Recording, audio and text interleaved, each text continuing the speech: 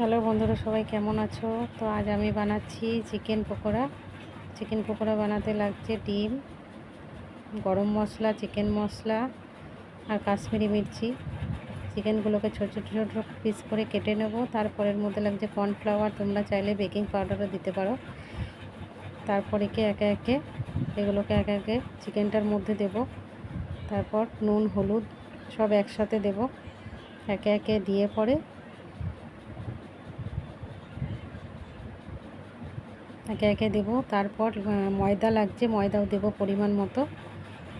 তারপর সব একসাথে পেস্ট একসাথে দিয়ে পরে ডিম ফাটিয়ে দেবো দুটো। তারপর দিয়ে আদা রসুন এগুলো পেস্ট করে ওর মধ্যে দিয়ে দেবো।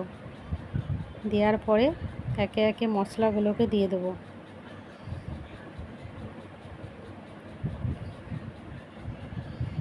মশলাগুলোকে দিয়ে তারপর এটাকে ভালো করে মেখে নিতে হবে।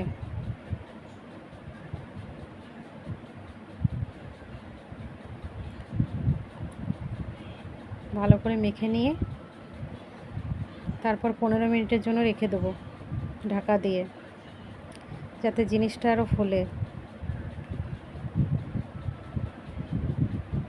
জানি আমি অনেকে আলাদা রকমের বানায়, তবু আমার রেসিপিটা একবার দেখবে বানিয়ে। তারপর একে একে ওগুলোকে একে একে তেলের মধ্যে ছাড়তে হবে।